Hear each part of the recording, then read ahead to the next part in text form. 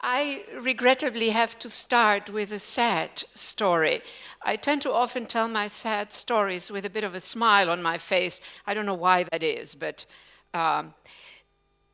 when Baron Haussmann was rebuilding Paris, partly, we now know, so that the cavalry had easier access to certain parts of Paris, he needed some foreign workers. He brought in Belgian Catholics and German Catholics. He knew that bringing in foreign workers was a delicate matter, so he made sure to bring them from the north and to bring them Catholic into Catholic France. The French Catholic workers said, those are bad Catholics. I mentioned France because France was one of the countries which historically took in a lot of refugees, exiles. You know, when they're very fancy, they're called exiles. And yet even there, in the southern salt works, Italian Catholic women and children were killed by French Catholic workers. So I mention all of this to indicate that when we today think, not we here necessarily, but in general, our politicians, etc., that it is cultural distance, religious distance that is generating the types of racisms that are only getting worse. I think we fool ourselves. It's much deeper. It's much more complex. Today it is very easy to fall into the notion Muslim cultures, different religions, to sort of explain and understand. I think it's much deeper. I want to make two arguments, and I make them with a bit of detail. One argument is the argument that I just made. I don't need to repeat that. There is little time. I have a huge clock ticking away here at enormous speed. The other one is that we also have to ask ourselves, who are we, the citizens, today? And basically my call is for transversalities.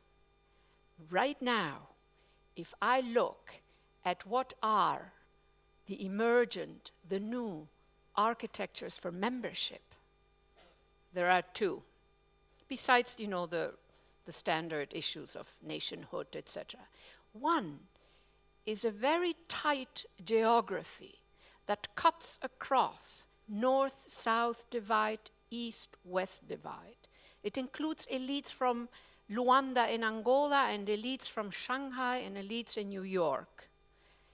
They barely need citizenship. They can buy it. They can go through other modes, WTO mode 4. They have all kinds of options. So citizenship, ironically, is also devalued in that geography of privilege. And then there is another geography that begins to incorporate more and more people who are in supposedly, highly developed countries, etc., where they are losing rights. One of my projects is two little projects. One is called Who is Gaining Rights? We, the citizens, were mostly not. We have made some gains in terms of questions of gay marriage, etc., but we are basically losing rights. And the ones who are gaining rights are the multinational corporations. And if we sign the new treaties, the Trans-Pacific and the Transatlantic, they will gain even more rights, private justice for them. They don't even have to deal with national states. So this is a very peculiar moment. And it is a tragedy that in our countries, so many of our countries, I'm Dutch of origin, but you can see the same thing in the United States where I live, that there is this strong anti-immigrant sentiment. Now, who is the immigrant? We really have to ask ourselves, in the same way that we have to ask ourselves, who is the citizen? And so one way of thinking about it is this notion that there really are multiple immigration spaces within which this subject we call the immigrant is constituted. They're institutional, ideational, tactical. They produce the figure of the migrant. And here are some examples. I really think that you're fast readers, so I'm not going to read it, but clearly it goes from privileged, where we don't call them immigrants, to sort of the traditional, hard-working, low-wage paid, etc., immigrant. The subject that comes out of that, again, the low-wage worker, the professional, etc., etc. So when we speak about the immigrant, we are actually talking about multiple. Am I blocking you from seeing what the slides are? I could try. There I feel like I would be in a church. And here I would probably disappear. It's taller than I am. So if you don't mind, I'll just stay here. Now, the question also of the instability of very basic concepts. I always say, many of these very powerful concepts, the state, the middle classes, also clearly the immigrant, actually they're invitations not to think, not to ask ourselves, what am I talking about? And in my own research and scholarship, I'm always interrogating these terms because it is really easy to navigate through all kinds of issues without asking, what am I really talking about when I use this word? So the remittances bit, what I want to point out, this is just the top few remittance recipients. So remittance is one example. The notion here is that many people assume that the remittances are sent by low-wage immigrants to poor countries. So then there is an added critique to the immigrant often, which is that, my God, they come here, they work here, they get our money, and then they send it back home. If you look at these top countries, India and China are totally bimodal, very rich and very poor. They're also sending. And then you look, there's also France, and there is Spain, and there is Belgium, and there's Germany, and the UK. They're also receiving remittances. From whom? From those immigrants we call professionals, foreign professionals all over the world. The United States, which is always complaining about all that money that they're losing through the remittances to Mexico and Philippines and I don't know what, the United States is among the top 20 in the world recipients of remittances. So there are many, many issues that we need to sort of revisit. Now, one very powerful notion to me is the making of informal social contracts. And very often they're good, they're not always good. One distinction that I like to make is there are certain citizens who are authorized but not recognized. So a whole variety of racisms.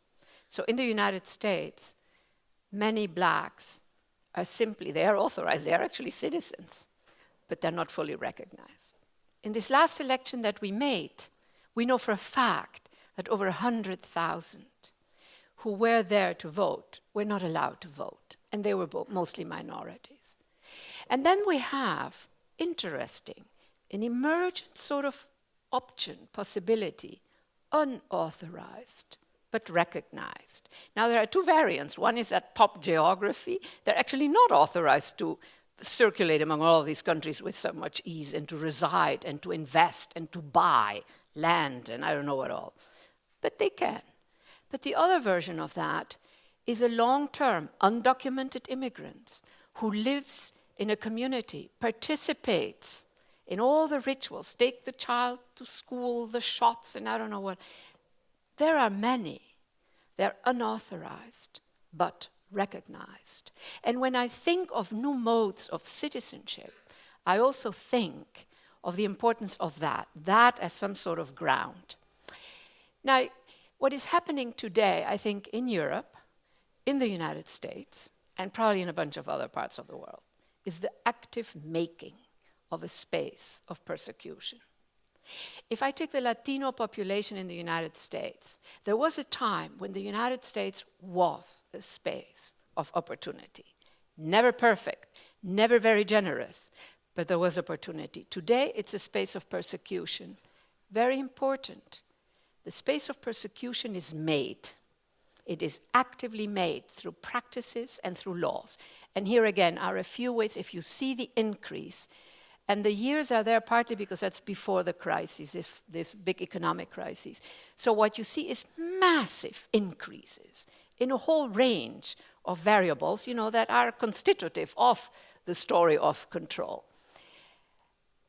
Even more disturbing, immigration is now, as it is also partly in Europe, part of the national security apparatus. In the United States, we live So you do in Germany, so you do in the Netherlands, so you do in France, so you do in a whole, I don't know about Sweden. I always prefer not to speak about the country where I am speaking in, because chances are that the audience knows far more than I do. So, but I would be very, and I'm going to ask people maybe afterwards, somebody can tell me. So we have a set of laws that violate the Constitution, foundational document, but that are enabled because we are under a state of security. It's partial. We call it beautifully. Well, I say that with irony. I don't think the word patriot is so beautiful anymore, but the Patriot Act. And here is a whole set of issues that, point number 2, is a complete abuse of our Constitution. No state, subnational state, no locality can make immigration law. And look at all we are seeing here. Signing a contract, one government, a subnational state with a national state, total abuse of the Constitution. And the list is long and long. So we are actively expanding the operational space of our government, which is enabled by the state of security. And again, we know that it is happening also in Europe. Now, one very interesting issue which is happening, again, throughout Europe, really, again, I don't know about Sweden, maybe not, the high seas jurisdiction notion. I don't know if people are familiar with that. But if you are, the high seas jurisdiction comes from medieval times, it's an old one.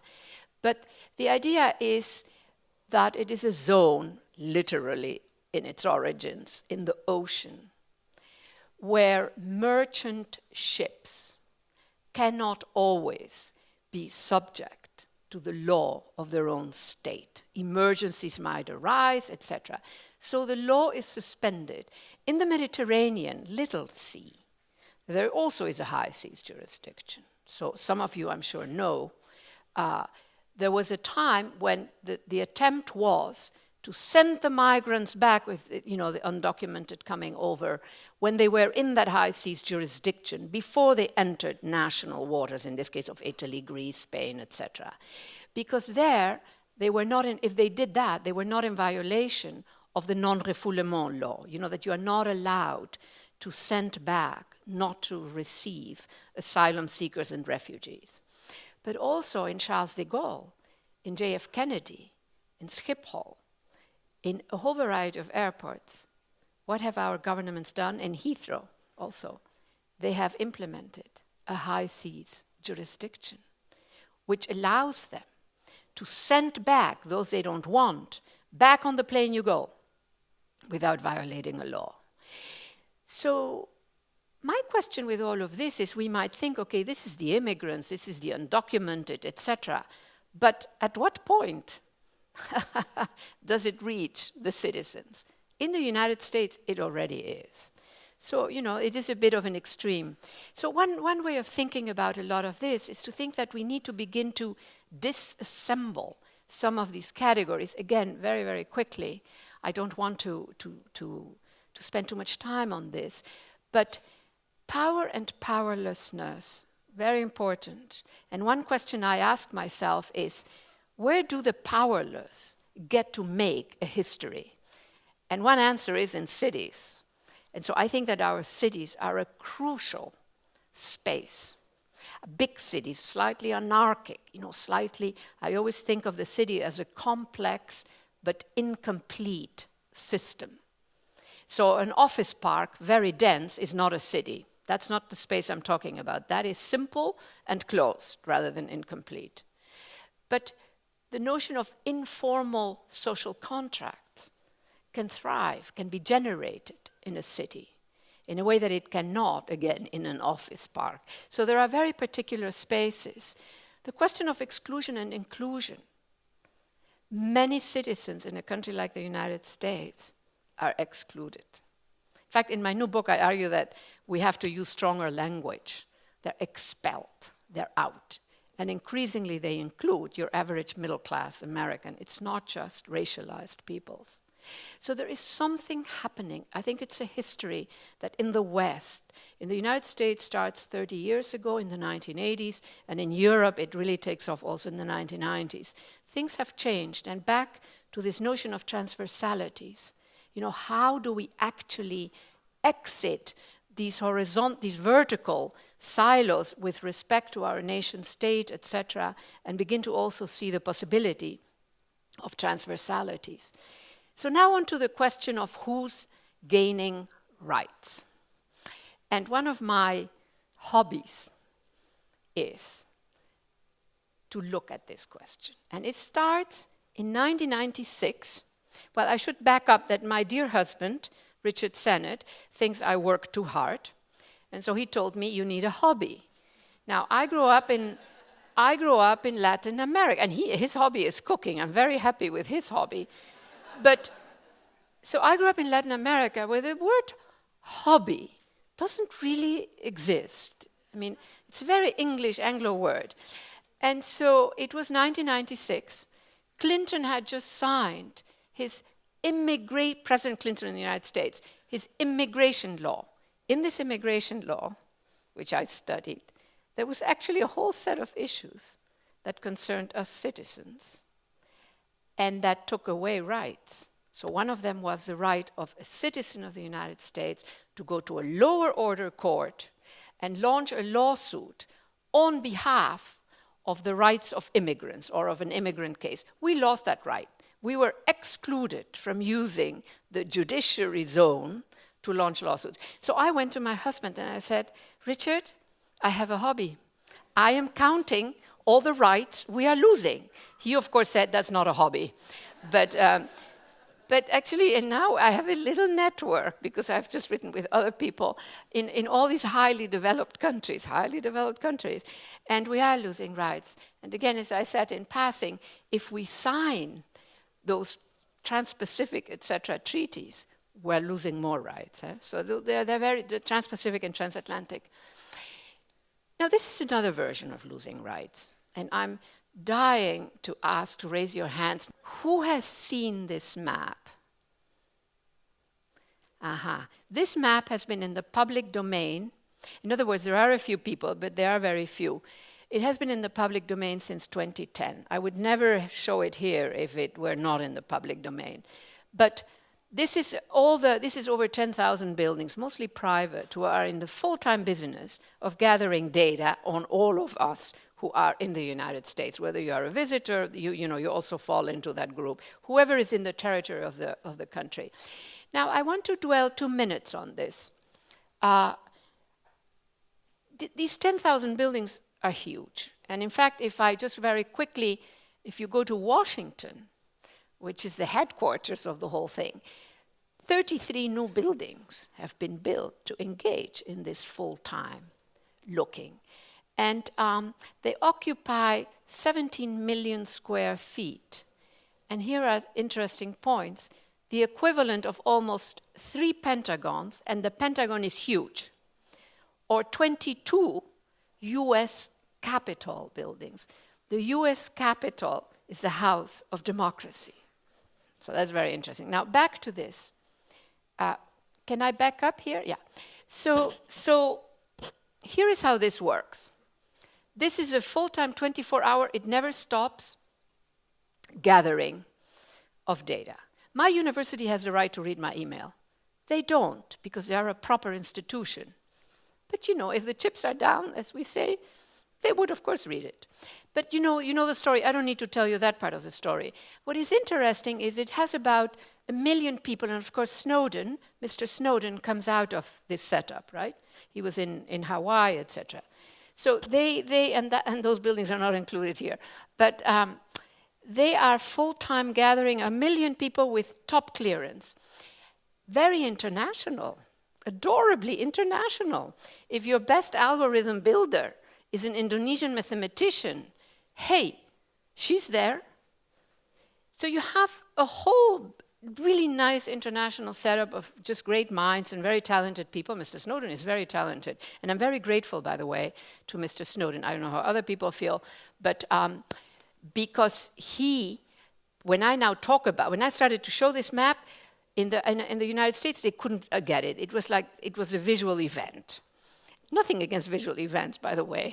Here with artists, careful. But my son is a visual artist, so we're fine. And then after Mr. Snowden came out, people began to understand what this was about, that this was real. This is not just red little dots. It's not a performance piece. Now, so the logic is that to keep us safe, we are all suspect. You know, you can ask yourself, who benefits from that logic? Well, the technology firms, the builders, clearly. I mean, there's a whole set of people who benefit from it. But is that the best way to go about it? That in order to keep us safe, first, we all are suspect. They don't say that that's the logic, but that is the logic. So again, back to my citizens, immigrants, we need transversalities. We need these geographies that cut across. So I wanted to end up by going back to the question of immigration. I was here on a tribunal, a Bertrand Russell-style tribunal. I don't know if you know what those were. I played the role of a judge. Those tribunals are, it's enacted, so the statements come from real immigrants and refugees and asylum seekers, but actors do the reading. If you had the real person, it would just be too powerful, and I was a judge, and I'm not a judge, by the way. And another judge was a famous Swedish author who has written very critical books about Sweden. I cannot remember his name, which is terrible, but it will come. And it was an extraordinary experience for all of us. I have long done research on immigration, etc. The stories I heard, I had never heard before. And I wonder if it is time to do another one, but maybe like in New York and in, I don't know, Paris, Berlin, in other places as well. We are facing, I think, a very difficult moment. It is not easy to handle the combination of trends. In the United States, for instance, we have millions and millions in prison who simply disappear. We have right now over 300,000, this is just general people, I'm not just talking about immigrants now. We have over 300,000 immigrants in prison, not for criminal acts, but because they were caught, active persecution almost, without having their proper documents. We know, because they have lawyers, that many of them are citizens. They were just not carrying their documents. Very simple device makes it possible to keep them in there for 2 or 3 years. Many are still there, more than 2 or 3 years. What is the simple thing? They are not granted a hearing with a judge. Now, in Europe, you have different versions of that, but you have that. Now, these are very low-level, low-energy, little interventions with incredibly tragic outcomes. I mean, lives ruined. The final point I want to make about the United States is that immigration used to be, the Immigration and Naturalization Service as an institution that took care of it, etc. Now it is part of Homeland Security. Now, Homeland Security means national security, etc. You understand what I'm talking about. I intersected with a case in Germany, which was 3 sociologists, some of you must know that the Attorney General, under National Security Act, we forget that our countries are under national security, exemptions from the state respecting its own law. The Attorney General of Germany threw those 3 people in jail, and nobody knew where they were. Their families didn't know where they were. And so we heard from the wife of one of them, and we wrote this story, and so a bit of hoopla happened. But Germany, the United States, we know, is quite... But Germany, after World War II, has tried very often to be very proper and very correct. But under national state security, this is lawful. This is not illegal. And so my question also is here, us in Europe, how much do we know? I'm sure that people here know a lot, but the general sort of population, or the average citizen, I don't like that expression, but there it is. I mean, how much do they really know of that? There are these edges, these spaces in all our civilized societies where terrible things are happening, extraordinary abuses of law. And then I look at the politics.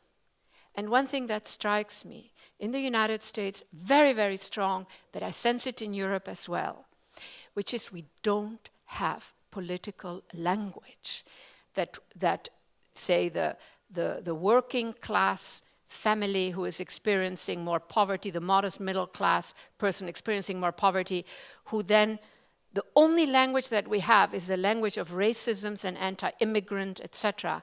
And so we horizontalize, the immigrant, etc., is the guilty party here, instead of developing a political language that alters the foundational building blocks of that discourse.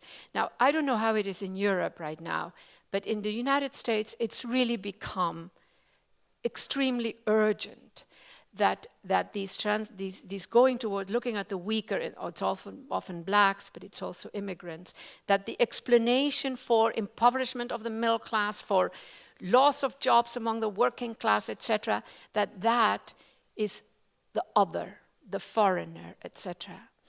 And then I want to come back to where I started, which is really, we fool ourselves if, I don't mean, again, we, but in general, the politicians, etc., we fool ourselves if we think that it is that difference.